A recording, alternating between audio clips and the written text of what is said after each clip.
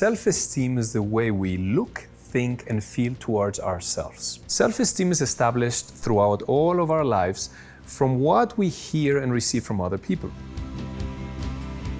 And the biggest part of our self-esteem comes from our early childhood. What we receive from parents, from peers, from siblings, from teachers, from priests, etc. Especially from authority figures, because when we are kids, we are like a blank page. So everything we receive, we internalize. And what we internalize becomes our life story, our own narrative that continues throughout the rest of our lives. If when we are kids, we receive beautiful comments and good terms, how our parents communicate with us, if they tell us we are beautiful, we are intelligent, we are skillful, we are courageous, etc., this is what we're going to believe about ourselves. And that's what we're going to tell ourselves for the rest of our lives. Nevertheless, if we receive the other kind of comments, we are a bad boy, bad girl, we are ugly, we are fat, we are short, we are naughty, and all these kind of comments, we are going to internalize these comments, and that's going to be the way we feel and think about ourselves. When we know the 5 biological laws, we know that there are certain kinds of symptoms, physical symptoms that manifest in the body according to our self-esteem.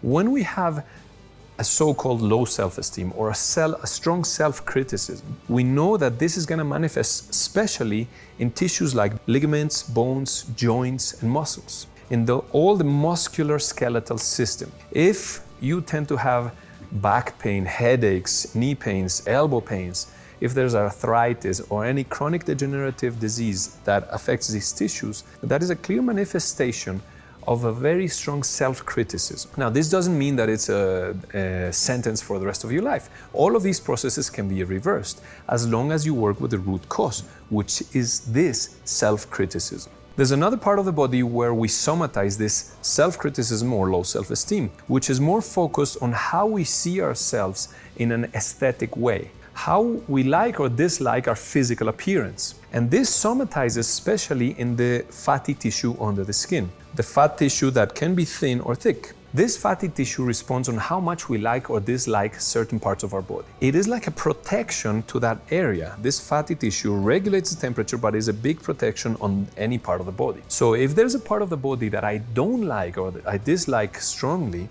the fatty tissue will respond, becoming thicker and thicker as a protective mechanism. Now, this self-criticism usually doesn't come from ourselves. It most of the time comes from the outside. We have received criticism, especially when we are kids or teenagers, towards different parts of our body, and we internalize it. It also can be worked with when we attend that specific issue. There are different therapeutic methods that we can use: belief work, deconditioning work, childhood deconditioning, teenage deconditioning, to really go into these issues and work with them in an integrative way. Then we can really bring to the surface where this comes from, release the emotional content, and come back to a reality check of who we are right now, and drop these old patterns, old ideas. We can really start evaluating ourselves and shift this whole energetical, emotional patterns that create these symptoms in our bodies. If you are a parent, do as much as you can to bring awareness on how you communicate and how you address and treat your children. Because how you speak to them